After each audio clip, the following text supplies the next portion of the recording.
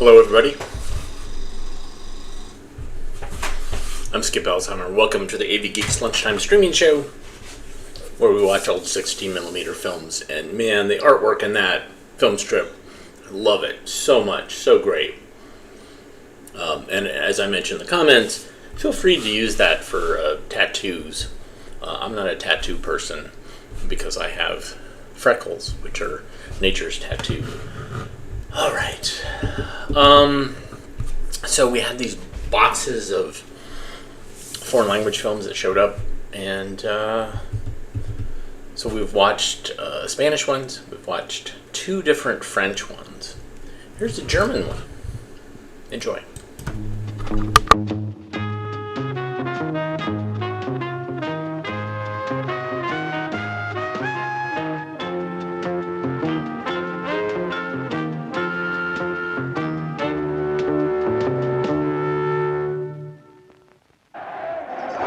Der Jubel in der Eissporthalle galt dem Berliner Schlittschuhclub. Zum ersten Mal nach 30 Jahren wurde die erfolgreichste Clubmannschaft Deutschlands wieder Meister im Eishockey. Auf dem Kurfürstendamm feierten die Berliner ihren BSC, der die Stadt mit seinem Erfolg wieder zu einem Anziehungspunkt für die Eishockey-Elite aus Deutschland und den skandinavischen Ländern machte. Berlin bietet seinen eissportsüchtigen Bewohnern eine Vielzahl von Trainings- und Trimmdichanlagen. Im Europacenter ist selbst im Sommer die Eisfläche für den Freizeitsportler präpariert. Der Eissport hat in Berlin eine lange Tradition. Schon 1896 stellte die Stadt einen Europameister im Eisschnelllauf. Die Meister von morgen werden im neuen Bundesleistungszentrum für den Eissport geschult. Die besondere Attraktion, eine 400 Meter lange Kunsteisbahn, die es bisher nur im bayerischen Inzell gab.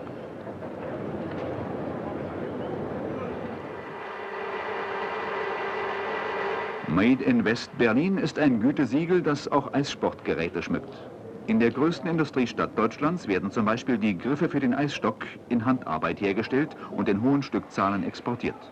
Für den guten Wurf beim Curling sorgt ein Fachmann aus Berlin.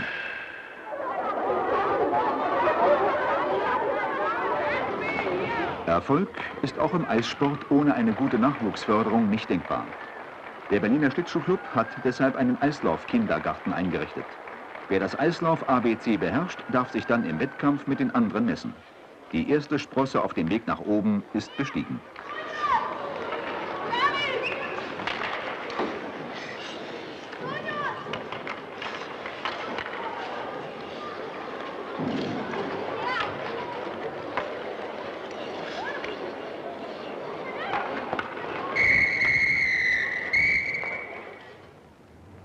Wenn Sie den ganz Großen zujubeln wollen, kommen die Fans in die Eissporthalle am Berliner Messegelände.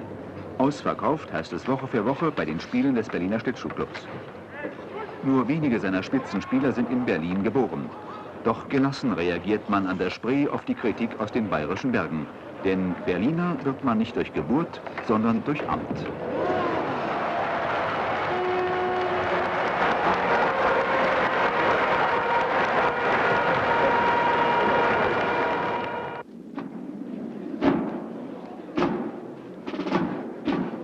Großes Zeremoniell im Garten des Weißen Hauses. Der Präsident der Vereinigten Staaten von Amerika, Gerald Ford, erwartet hohen Besuch aus Bonn. Zum ersten Mal reiste Helmut Schmidt als Kanzler der Bundesrepublik Deutschland nach Washington. Wenige Tage vor der Europäischen Gipfelkonferenz in Paris kamen Bundeskanzler Schmidt und Außenminister Genscher und ihre Delegationen nach Amerika, um weltweite Probleme zu diskutieren. Das bilaterale Verhältnis wurde von beiden Seiten übereinstimmend als frei von Schwierigkeiten gekennzeichnet. Ford hatte in seiner Begrüßungsrede von der Bundesrepublik als einer führenden politischen und wirtschaftlichen Macht der Welt gesprochen. Ein Hinweis, dass die USA von ihren Verbündeten Ideen und praktische Hilfe bei der Lösung internationaler Probleme erwarten. 2 Tage diskutierte die deutsche Delegation, zu der auch Wirtschafts- und Gewerkschaftsführer gehörten, in schonungsloser Offenheit mit amerikanischen Regierungsmitgliedern, Senatoren und Wirtschaftsexperten. Im Mittelpunkt aller Gespräche standen Fragen der Weltwirtschaft und der Energieversorgung. Man war sich einig, keine Konfrontation mit den erdölproduzierenden Staaten zu suchen. Deutsche und Amerikaner kamen überein, dass enge und fortgesetzte Konsultationen unerlässlich sind, um den wirtschafts- und energiepolitischen Herausforderungen begegnen zu können. Bei einem Treffen mit Journalisten im National Press Club in Washington erläuterte Helmut Schmidt im Einzelnen, wie sich eine übereinstimmende politische Antwort auf die weltweite Wirtschaftskrise finden ließe. Wir sind dabei, zu einer gemeinsamen Energiepolitik, speziell Ölpolitik, zu kommen, die langfristig der wirtschaftlichen Entwicklung aller dient und die vor allem die westlichen Industriegesellschaften nicht wieder über Nacht in tiefe Existenzsorgen stürzt. Wir brauchen eine tragfähige Lösung für unsere Zahlungsbilanzprobleme. Und das heißt konkret, wir müssen einen vernünftigen Weg finden, damit eine große Anzahl von Ländern in absehbarer Zeit ihre Defizite ausgleichen kann. Wir brauchen in allen Industrieländern der westlichen Welt eine abgestimmte interne Stabilitätspolitik.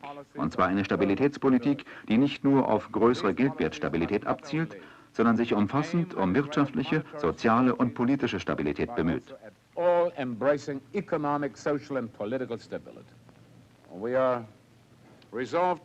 Wir sind entschlossen, alles zu tun, damit wir ein Bollwerk der wirtschaftlichen Stabilität bleiben. Wir sind uns einig in der Überzeugung, dass wer die Stabilität in der Welt erhalten will, bei sich selbst beginnen muss.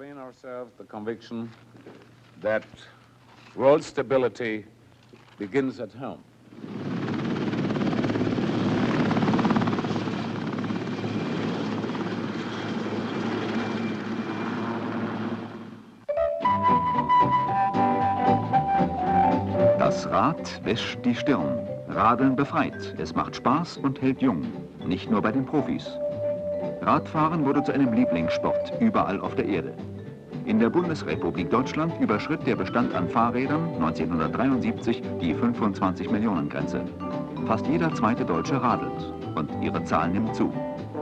Im Zeichen der Energieverknappung melden die Fahrradproduzenten Umsatzrekorde.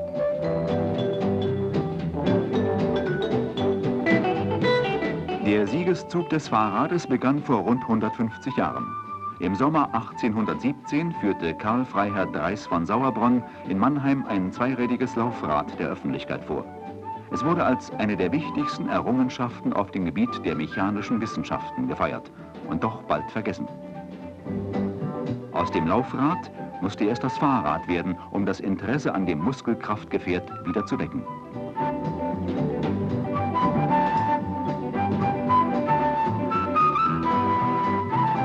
Am Ende des 19. Jahrhunderts war die Entwicklungsphase abgeschlossen. Das Fahrrad in seiner noch heute gültigen Form war da. Wie das gute Fahrrad von heute und der richtungsweisende Entwurf für morgen aussehen sollen, versuchten das Bundesministerium für Wirtschaft und der Rat für Formgebung mit dem Bundespreis für gute Form 1974 herauszufinden. Sein Thema hieß Fahrräder und was dazugehört, umweltfreundliche Individualfahrzeuge. Von 85 Fahrrädern aus der Serie wurden 3 ausgezeichnet. Ein Klapprad, ein Mehrzweckrad, ein Rennrad.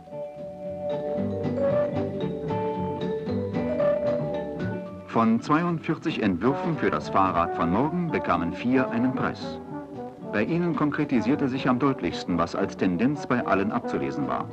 Die Suche nach neuen Materialien, nach neuen Formen der Kraftübertragung und eine vielseitigere Nutzung. Selbst das Laufrad feierte sein Comeback.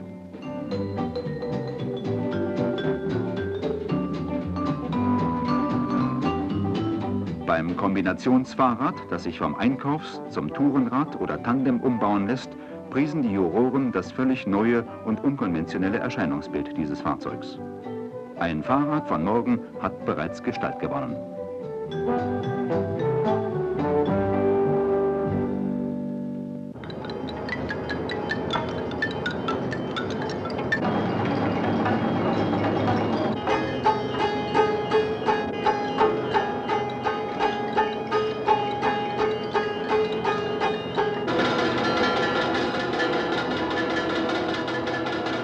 Von der klassischen Moderne bis zur avantgardistischen Gegenwart reicht das Angebot auf dem internationalen Markt für aktuelle Kunst in Düsseldorf. Es umfasst Gemälde, Grafiken, Plastiken, Multiples, Objekte, Tonträger, Filme, alle nur möglichen Ausdrucksformen der zeitgenössischen Kunst. Eine italienische Galerie brachte die Bilder des Japaners Shu Takahashi an den Rhein. Fast die Hälfte aller Aussteller kam 1974 aus dem Ausland. 1971 wurde IKI, der Internationale Markt für aktuelle Kunst, gegründet. Als Konkurrenzmesse zum Kölner Kunstmarkt. Köln trifft eine Auswahl. Düsseldorf dagegen ist offen für jede Galerie. Das Ausstellungsprinzip der Düsseldorfer heißt: Wer einen offenen Kunstmarkt will, soll dem Publikum überlassen, was ihm gefällt.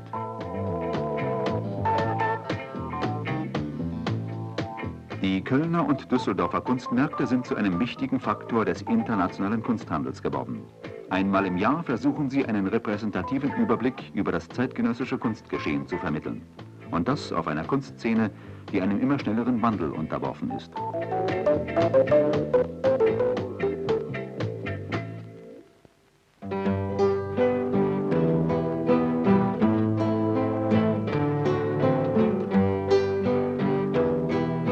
Wir sind 50 junge Leute aus Puebla. Aus Mexiko bringen wir einen musikalischen Gruß nach Deutschland. Impressionen einer Reise. Für die Besucher aus der neuen Welt war das mittelalterliche Rothenburg eine der interessantesten Stationen. Die Rothenburger vollendeten den Bau ihrer wuchtigen Stadtmauer, als Christoph Kolumbus Amerika entdeckte. Seitdem hat sich an dem Stadtbild Rothenburgs kaum etwas verändert.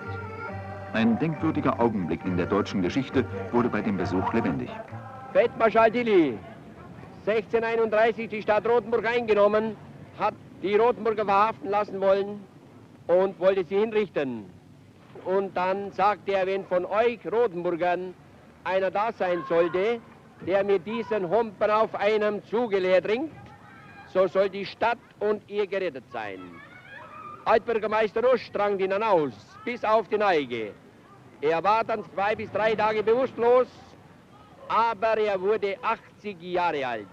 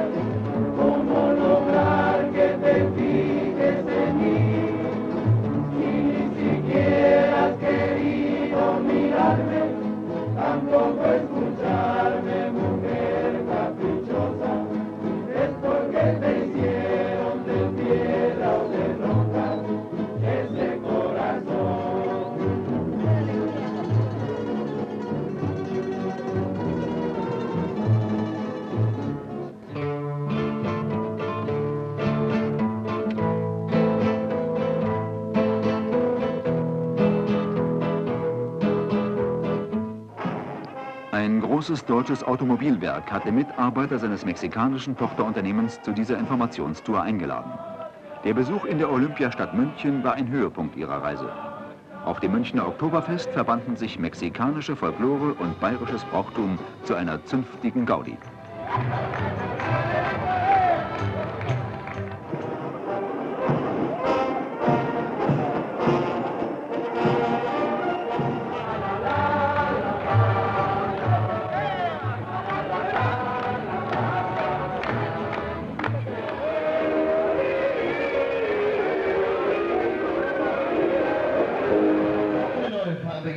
Geht los.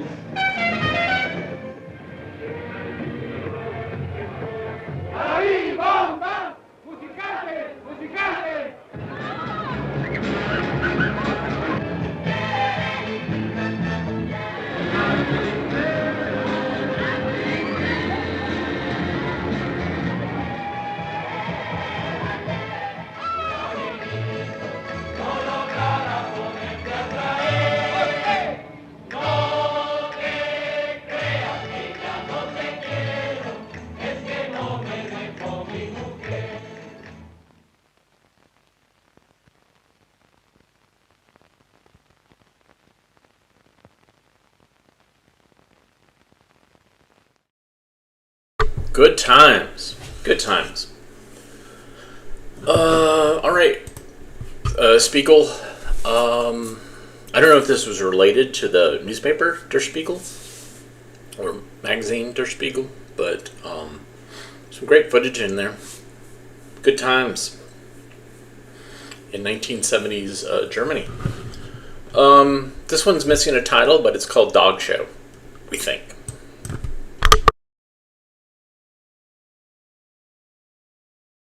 He really begins, for he's a big family man with many responsibilities. But mothers don't make such all by herself, so a cunning little nurse willingly helps. Truly a dog's life from now on, but she takes it Growing little boys and girls develop big appetites, so again necessity becomes the mother of invention. Don't crowd, for there's plenty for all, and plenty waiting. Come and get it. The line for right, and they don't have to be coaxed even a little bit, and so mother gets a deserved rest. Full dose, a la canine, and what a meal. At dinner time comes snooze time, with dreams perhaps about sleeping, jumping, and more dinner tomorrow.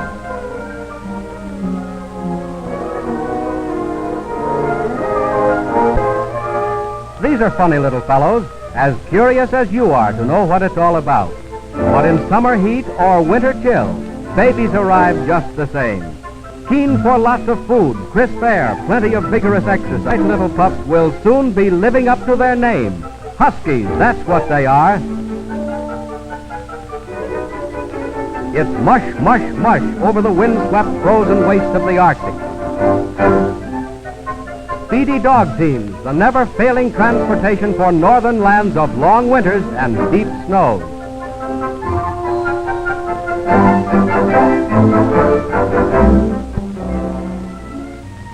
A dog is the children's best protector. A big, strong Newfoundland or just a little spaniel. The dog is truly man's best friend. Always on the watch for trouble. True companions, faithful guardians. When he sleeps, it's with one eye open. Always on guard.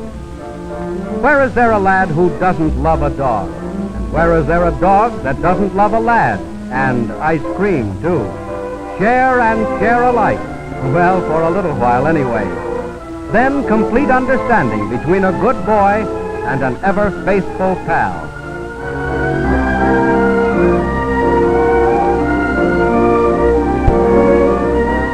Fast-moving automobiles are always a danger to dogs on the highway. A tragic accident, a grim lesson to puppies that run away, and to their owners, too. See that this doesn't happen to your dog in the heavy traffic of today. It's the end of thousands every year.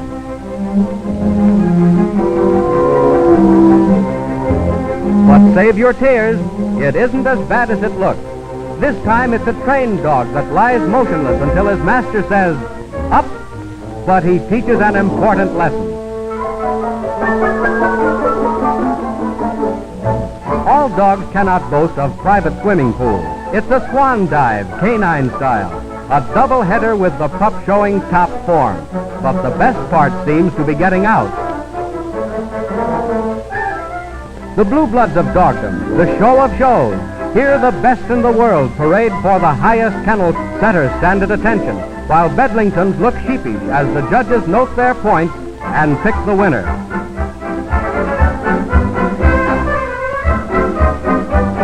French poodles, the fanciest dogs in the show. Although years ago they were considered to be high in the retriever class, now they get all trimmed up, and are they proud. A study in streamlined beauty, the Great Dane, a head that denotes kindliness but determination. Then some lowboys that are always friendly, the Dachshund. No streamlining here, but prize winners every one. Wait a minute, you're not through yet. The small terriers are important. A study in black and white, the noble shaggy shepherd. A non-beauty contest of English bulldogs, all groomed up and ready to look ferocious. My, don't they seem fierce? Really, though, they're one of the kindliest dogs known. But you'd better treat them kindly, too. The aristocracy of dogdom, the Russian wolfhound from the court of the Tsar. Dogs of all breeds, all colors, all sizes. Ugly dogs, pretty dogs. And, of course, a feature of every show, the largest and the smallest. It's hard to believe that they belong to the same family.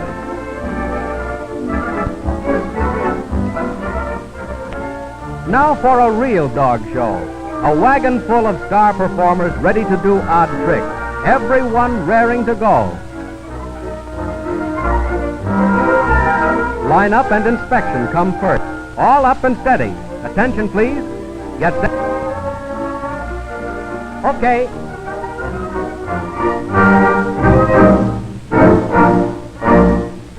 Introducing the Now You See Me, Now You Don't dog. Yes, he's it. And he's playing hide and seek all by himself. Now, light-footed Admiral. Steady, boy, for there's many a slip, but he seems to know his steps.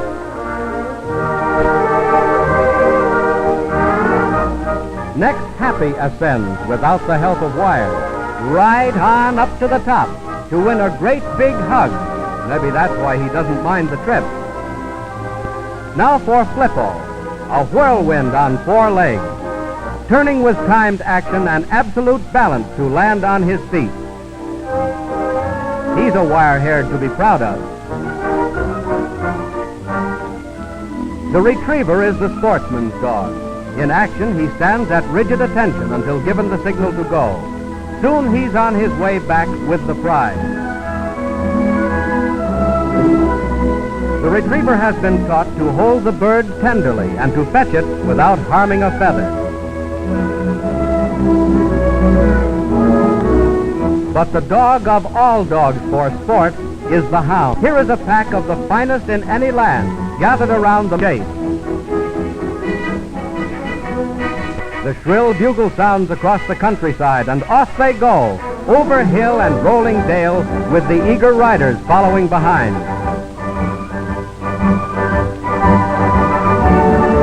The real hunt thrills begin as they near the quarry. These hunters are not out to kill. They seek only to stalk their game and bring it back safely and unharmed. A beautiful creature of the woods swimming to be free. But the well-trained dogs have the scent and they are hot in pursuit. Soon he is surrounded. There is no escape. Thus a day of regal sport, such as the gentry has enjoyed since the Middle Ages.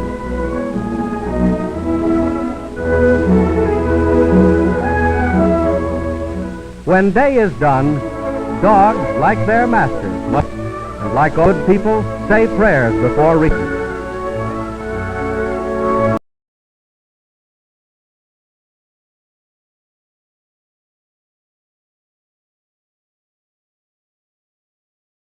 That film was a mess. I'm sure that it was popular when it was shown by probably substitute teachers, and the head and the tail were shredded, not by the dog, but by the projector. All right, somebody mentioned that Spiegel means mirror, and coincidentally, I have this film set up. Y2K or Y2 Cranker sent me an email and found the production music song that we heard yesterday in one of the films, and I was like, oh, I know this film. It's in a Wetzel O. Whitaker Church of Latter-day Saints film. I can't remember it, and so I found it. And Cranker found the film. It's in the Prisoner soundtrack, Prisoner, the TV show. So both of those are mind-bending. Mirror, Mirror, which you're about to see, and, of course, The Prisoner. Enjoy.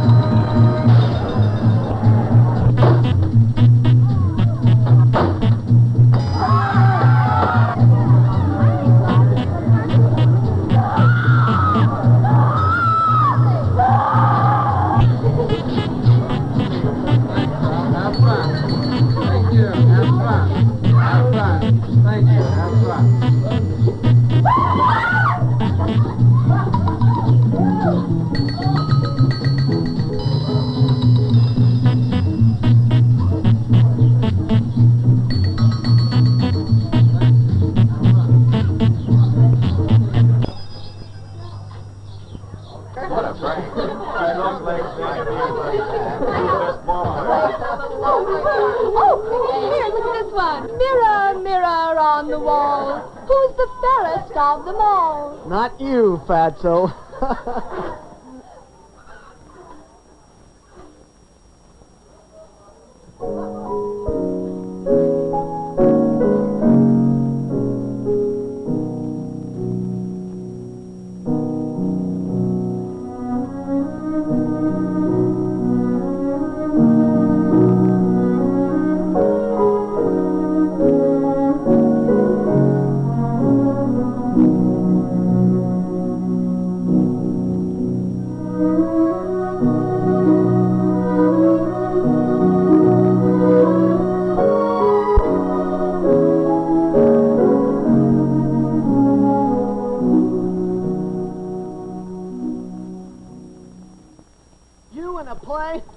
That'd be a laugh. Why not? Why, the leading man's supposed to be young, handsome, witty, irresistible to women. Why, when I read that, I knew it was me. Naturally. Plus, there are 15 girls in the cast. I'll be first in line at the tryout. Now, speaking of girls, where are they all hanging out now? Ask Dave. He's like a Geiger counter. Swimming pool. Let's go.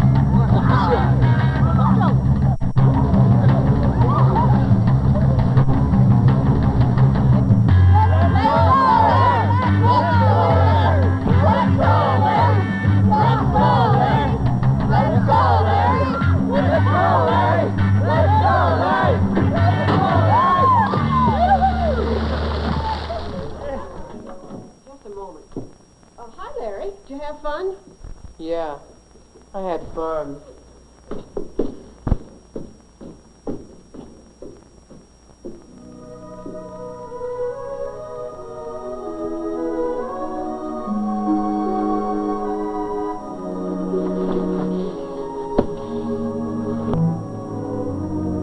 Mirror, mirror on the wall, who's the biggest lousy nobody of them all?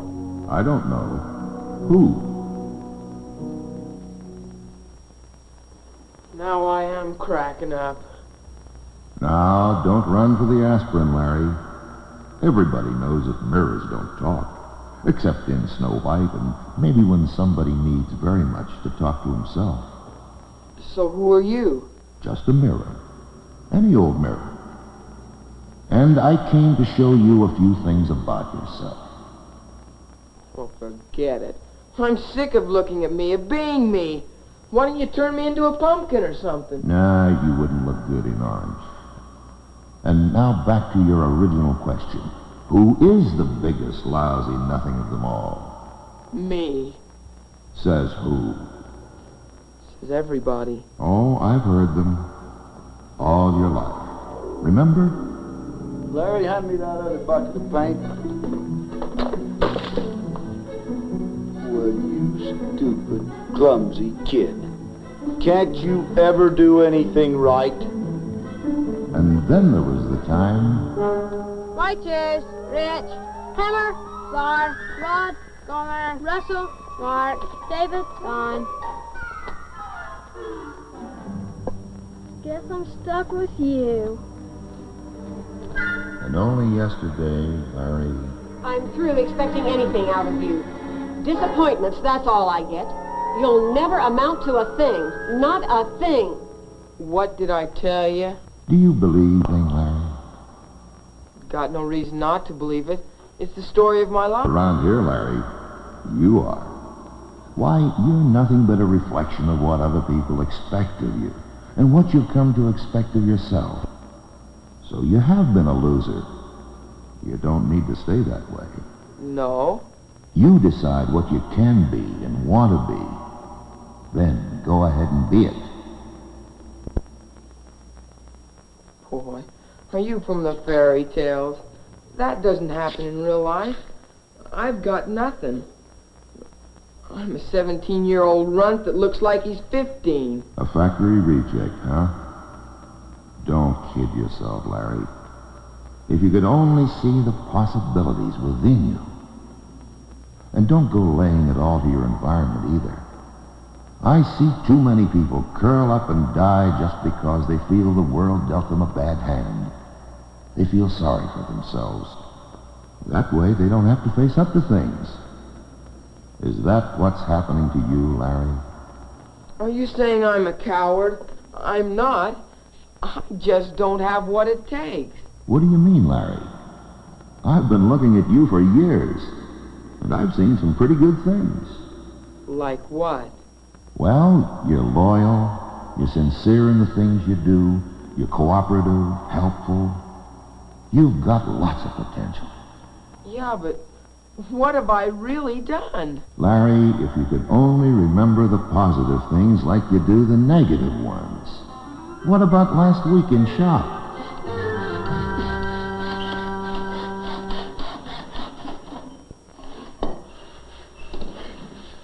Oh, great. Hey, Lair, come here, will ya? How do you make these miter joints fit? I don't get it. Oh, it's not so hard. It's all in getting started right. Now, first, you've got to make sure the saw's on a 45-degree angle. Hey, look, I've got a class right now, but I'll tell you what. I'll meet you here after school and we can take care of it then, okay? Will ya? Sure. Gee, thanks, Larry. Nobody's as hard on you as you are, Larry. Take what happened in the pool today. Now, those guys weren't trying to be mean. They just wanted a little fun. So, what do I do? Here's one thing, Larry. Try not to let other people decide what you are going to be. Don't let your own fears and past failures decide either. You decide. And then you go ahead and try. Try hard. So you fail sometimes. Don't react to it. Act on it. Decide what you can do. And do it. But how? Come on, you guys. It ain't the car that's heavy, it's the guy who's driving us too long. Sure, push. Ah, Push. shut up. You need some help? Sure, know where I can find any? Come on, Lair, grab hold on Dan's side. My 85-year-old grandma's stronger than he is. Come on, push. Push. Push.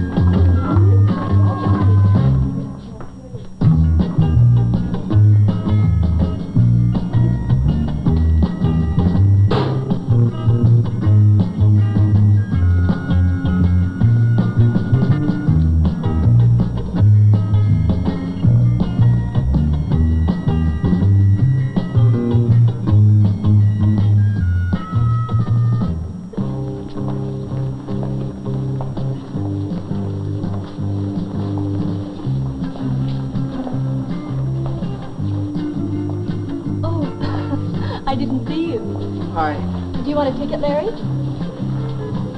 How come you know my name? Well, why not? You go to school here, don't you? Yeah, but, well, you're a student body officer and I'm just... I was in your English class last year, don't you remember? Sure, but I didn't think you would. Well, of course I would. That display case you built for our committee was really great. Oh, it must have taken you hours and hours. Oh, it wasn't too hard. I think it was the only thing that kept me from flunking English. How come you're out here? Somebody has to do the dirty work. It's part of being an officer. I thought officers just wore sweaters and had meetings and stuff. Hardly. You don't come to these dances much, do you? No, I'm pretty tied up with... I'm pretty tied up. They're lots of fun. Actually, I'm not too good at dancing. Complex, huh? No, just not very good at it. Well, then now's a good time to improve. There are a lot of extra girls in there. Usually are. Yeah, but I don't know if they'd want to dance with me. What do you have, leprosy? Now look, there are only a couple of dances left, so I'm going to let you earn your tickets by doing a good deed. There's a girl in there that I happen to know would just flip if somebody asked her to dance. Now, you don't have to marry her. You don't even have to take her out. Ask her to dance, okay? And, say something nice.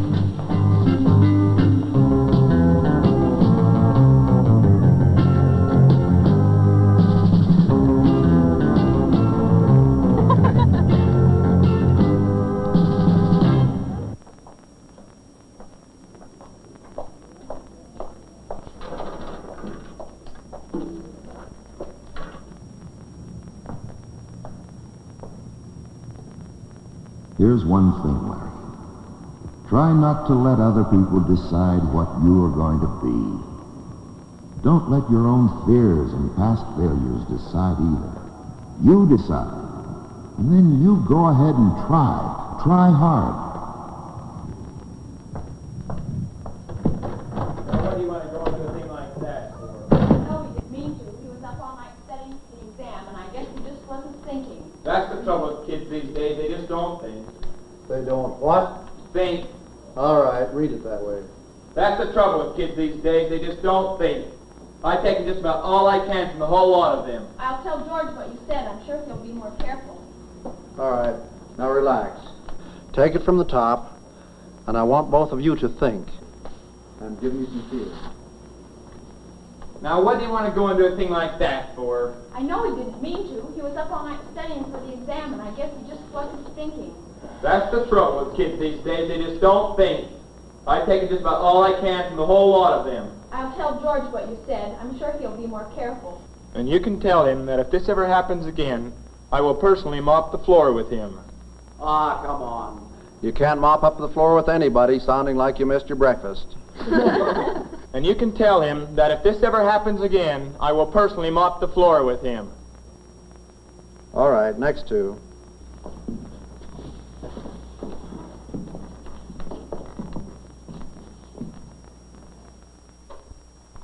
Okay. George, if only you weren't so impatient. That's the only way you can get anywhere in this world.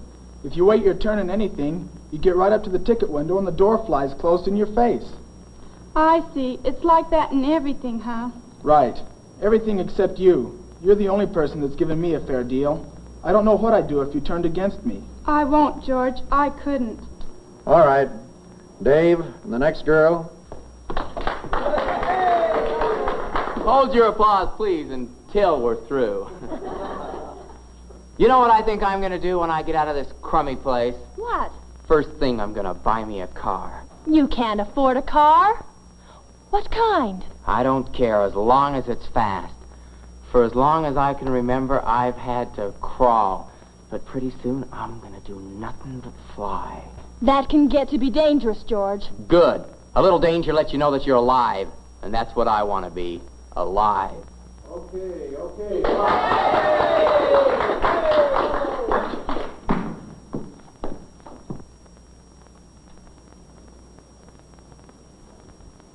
You there, you trying out?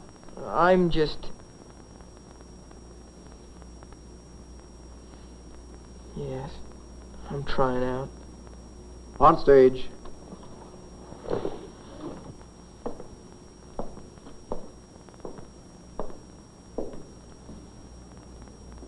Page 36. George says, never mind, etc.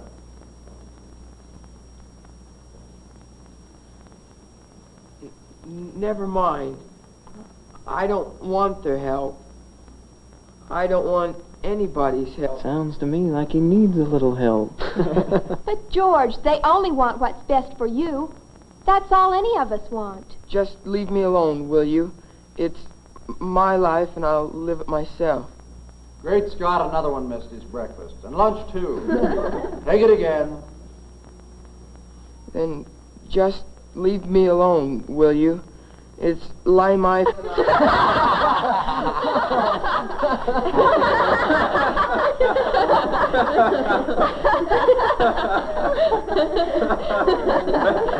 Okay, check the bulletin board on Friday. No, you wait there.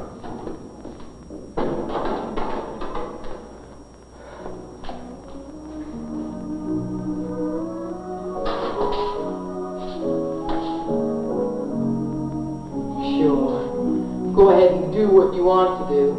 Don't let other people decide what you are. So now are you satisfied becoming the biggest fool around? Larry, I'm proud of you. Yeah, I was great, wasn't I? You were trying, and that's worth a lot.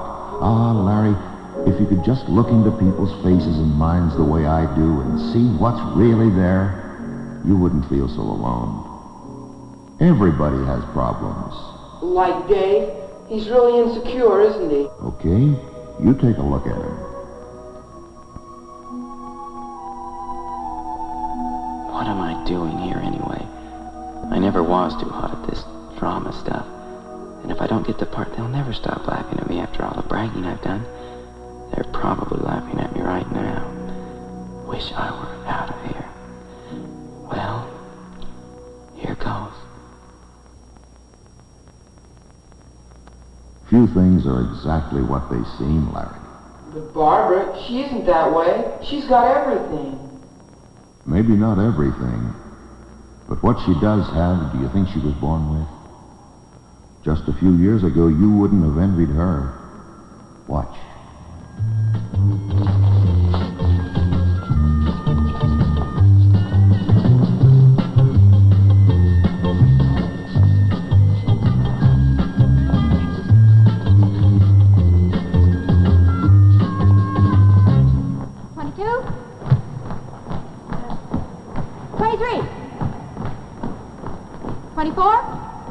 Hold it. Sorry, not enough poise. She just didn't give up. Barbara didn't have a mirror helping her out, but she had friends, teachers. She went to the school counselor. She got to know herself, found the good things in her, and started using them. She volunteered for things, tried out for things. Oh, she had some setbacks. Everybody does. But the smart person, when he finds something that he can't do, he adjusts. He turns to something that he can do and doesn't stop till it's done. There are moments of proving, Larry, and I think you're at one of them. Sometime, for everyone, mirrors must turn to windows. But what do I do? They're trying out, and I ever thought there would be. Oh, I sure hope I get the part of Nancy. Oh, that's you were been a long time. Oh, I hope I get into play Oh, Mr. Vance. Hi. Grueling, aren't they, these tryouts? Hold these, will you? Yeah. Well, look, Mr. Vance. I know I didn't do too hot in there a little while ago, and, well, what I was wondering is if maybe I could help with the scenery or something. I've done quite a lot of building things. Great. I never could build anything. Have you done any designing? Oh, a little. Would you like to try? Sure. Well, we'll see what you can do. Don't be discouraged about that tryout, Larry. Most everybody who got anywhere had it rough in the beginning. But if you want to help with the set, that's where we really need you. Now, this whole thing takes place in a modern California setting.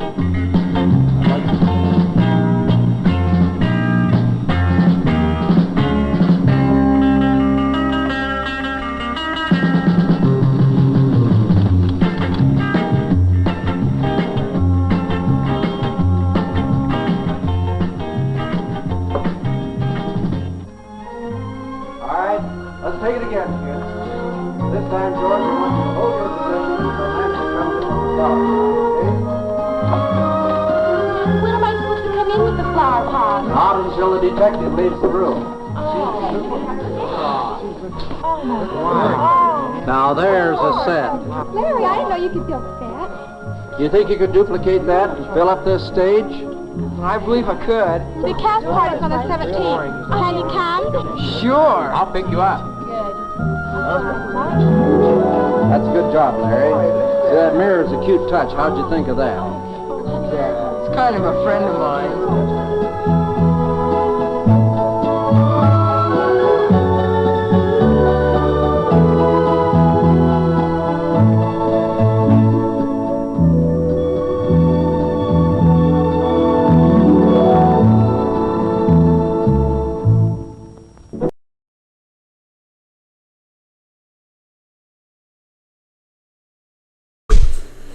So that film was in that first big collection of 500 films that I got back in 92. And it was so good. Like, that film, I was like, this is nuts. This is really, really crazy. And I found other BYU films that are good. There's Never a Bride. There is Cipher in the Snow. But I still love Mirror Mirror. Because you just...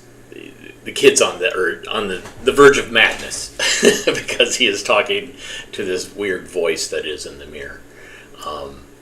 But the other film that I got lined up here is another one that was part of that first batch that I got, and this one is really nuts. And so these are films that I showed as part of one of my first like straight on shows that I did. I did some ones with multiple projectors initially, but this is one that I did where I was like, this is the films in this show. We call it Social Engineering 101, and these were films on how to fit in. But this film is specifically trying to talk about, in a positive way, a progressive way, the psychological differences between the sexes. And this film is infuriating. I love this film so much. People get so mad at this because they don't really talk about why is the psychological difference because it's just that's how girls think and that's how boys think, or is it because of the cultural things? Like, who knows? Anyways, here it is. Super annoying, super triggering psychological differences between the sexes. Enjoy.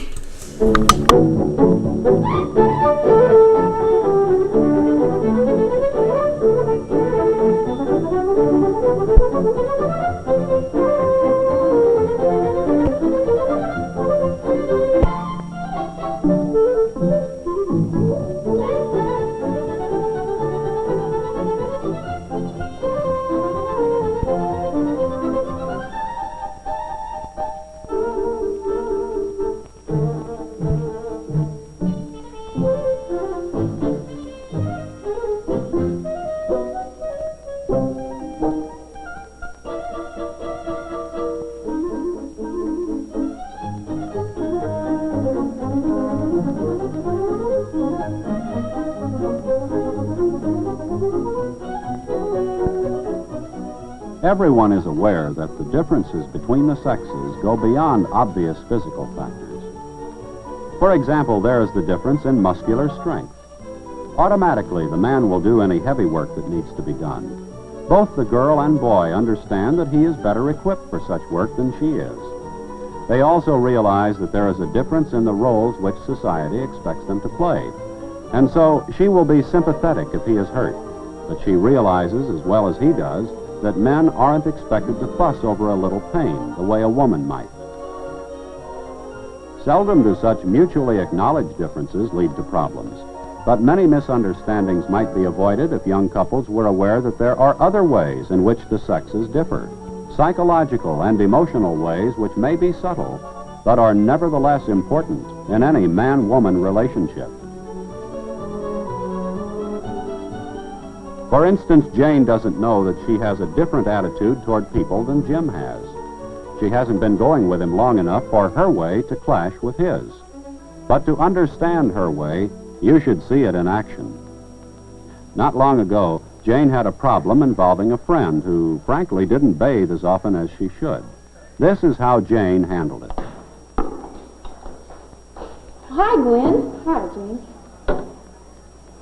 Oh, Gwen. Yeah? Last time we had Jim, I ran out of deodorant, and I was going to borrow some from you. And I saw you didn't have any in your basket either. So since I had to get some for myself, I got some for you, okay? It's supposed to be real good. But you have to use it every day, after your shower. All right, I'll try it. Indirectly and subtly, using a roundabout method, Jane tries to get her point across in a woman's way. And if she hadn't gotten it across this time, she'd have tried something else, equally indirect. But the last method she would think of would be a direct or blunt way that might hurt Gwen's feelings. Now let's see how a similar problem might be handled by Jim. Yeah. If he thinks he's going to overlook the rule about taking a shower this time, the treatment. I'm for that. The air in this school's as much ours as it is his. He's polluting it, and that's going to come to a screeching halt. I have to sit beside him in history next hour. Hi, fellas. Well, I practiced that hook shot so long I don't have time to take a shower. Hey, what are you guys doing? Let's go.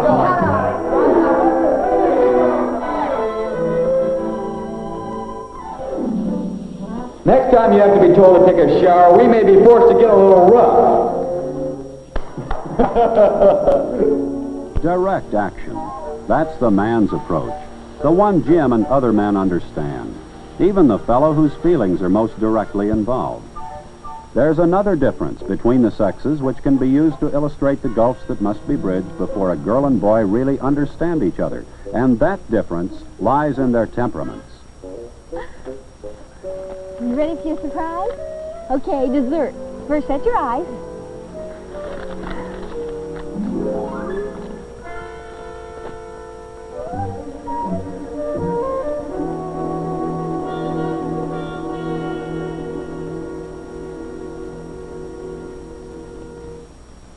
I bet you didn't even know I knew today was your birthday. Gosh, no. Thanks.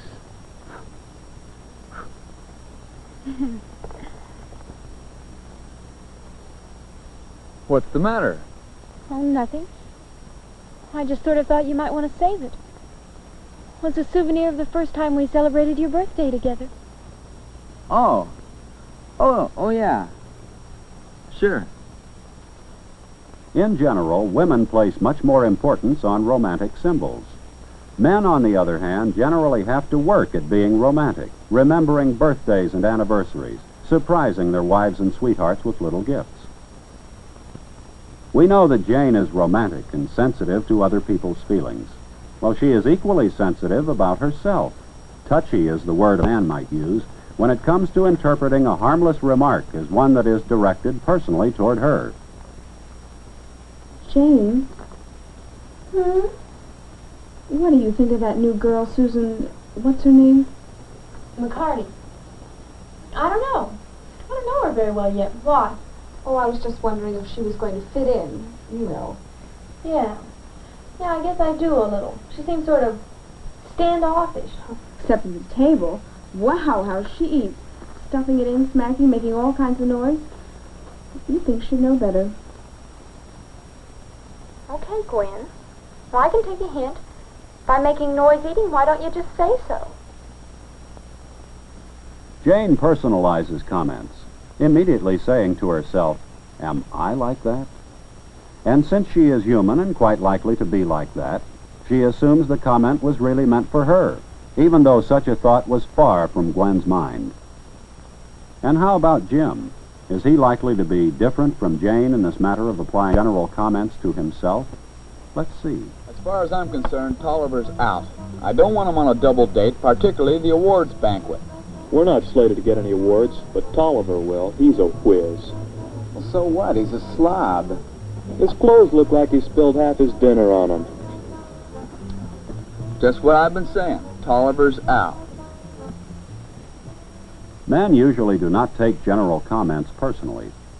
That's Tolliver to a T, Jim says, and it never occurs to him that general remarks may have been aimed at him. And of course they were not. When Jim, direct in dealing with others, is paired off with Jane with her typically female qualities of being indirect, romantic, and subjective, life may not always be the picnic it is at the moment. And that's why I have to be home by 6. Big family get-together. All the grandparents invited over. Boy, my mom's really making a big production out of my birthday.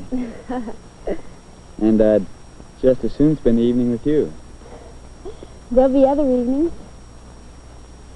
Your mother will be disappointed if you're late. Why don't you come with me? We can call your mother from my house. But, Jim, I can't. I'm not dressed for a party. You look swell to me. Come on. But, Jim, I haven't been invited. What would your mother think? What do you mean you haven't been invited? I invited you. I can't just walk in on her at the last minute. She'd have table arrangements to do over again, everything. She won't care. Come on. Jim, I can't. She will, too, care if someone comes in who isn't expected. Besides, I don't have time to get ready, and I can't let your folks see me like this on a special occasion. What's so special? I've had lots of birthdays. What's special is not really the occasion so much as it is what people will think. Girls must be continuously aware of the impression their actions or appearance might create. Things a fellow can get by with won't do for his girl. Men should be aware that this attitude of society creates problems for women, and indirectly for the men who love them. If we could go with Jane and Jim into the future, supposing that their attraction to each other develops into love and they are married, we could see how misunderstandings based on the differences between the sexes might affect them. Say, I saw Bill Noble as I was leaving the office. He wants to look at those plans I've been working on here at home. He and Lil are going out tonight, and he said they'd come by and get them. Oh, no. I've ironed all day. The house is a mess. Relax. They're only going to be here a minute. Relax? When you're always pulling some horrible surprise on me? Oh, Jim, why can't you give me enough notice to get ready when you invite people over? I didn't invite... Jim didn't invite them. But he or any man is inviting trouble when he ignores the importance to a woman of what people will think. To look at the other side of the coin, Jane is inviting unnecessary problems by ignoring some facts about men. From what you know of a man's reaction to the indirect approach, see if you think Jim is going to be able to fathom what Jane is driving at. Jim, dear, I noticed a new kind of electric shaver downtown. It's supposed to be twice as fast as using a razor. You could zip right over your beard before breakfast. Thought I might get you one. Oh, I wouldn't be interested, Jane. I want a close shave. I don't care how long it takes. But Jim, honey, if it saved enough time so that you could shave before breakfast, wouldn't that... Coffee tastes bitter this morning. Besides, I've barely got time to shave. Oh, man. Well, does getting along with members of your own sex help you understand the opposite sex? Did experience with other fellows give Jim a hint that when a woman is just chattering, she may be trying to tell him something? Trying to say, I wish you'd shave before breakfast? Did getting along with other girls help Jane understand that when Jim pushed away the coffee, all he meant was, I don't like the coffee, not, I don't like you?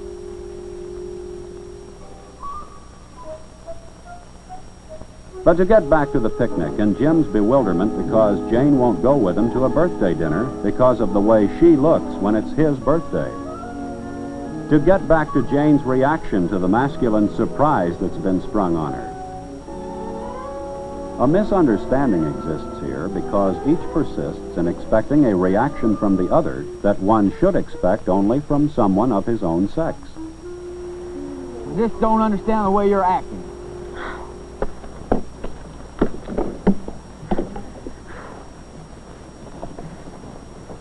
No use even talking to you. Jane's wrong there. The way to avoid the difficulties that can arise from the differences between the sexes is to face up to these differences and to talk them over. And as for other differences that may exist, well, you'll know that you've probably discovered one anytime you feel like saying to a boyfriend or girlfriend. Oh, women. Oh, men. Such exasperating moments usually come up because young people have never tried to face up to some of the psychological and emotional differences between the sexes. So what about you? What examples from your own experience illustrate other differences in masculine and feminine attitudes or behaviors? Now is the time to talk over these differences between the sexes, to begin to go your half of the way toward the difficult business of understanding someone different from yourself.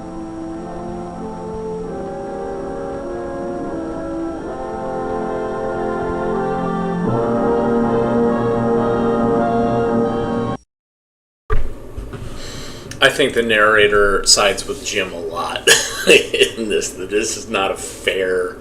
It's like Jim didn't invite them. Yeah, this is. I want to find more films in this series, and I have not yet. I need to really kind of dig a little bit, because if they are anywhere near as frustrating and as outrageous as this film, then we're in for a good time. It still resonates. It's so many things in this. Just wow, so good. Thanks for watching today. I appreciate your attention. Have a great weekend. I don't know if I'm going to do a live show on Monday or if I'm just going to phone it in. We'll see. It kind of depends on what I have planned. Like, I might decide to go do a cookout or go swimming. The pool, the public pool near us opens, so I might go there. I don't know. I have no idea. But anyways, I very much appreciate you guys watching. Jeremy, thank you for the donation via the Super Thanks button. You can also donate via patreon.com or Venmo, or go to ko-fi.com/abgeeks. Those are great ways to support us. Hey, here's something I was thinking. I'm way behind on cataloging what films I show in these streaming shows. I think I'm like a week or two behind. If you have the time and you're interested, go back and look and catalog. And I would be ever so appreciative. I don't have any way to support you besides giving you my undying gratitude. But yeah, it's just, there's so much data that's flowing through right now. I just haven't had time to list, because I'm maintaining a list of all the films that I've shown. And so I'm missing things. They would be listed in the description for YouTube, but also I put them in a spreadsheet that I have. So if you have some spare time, you want to review some of the films that we've shown, just mention it in the comments, like this episode, Skip showed blah. Thanks so much. Everybody have a great weekend. Take care of yourself, be safe, and we will see you on Monday. All right, bye-bye.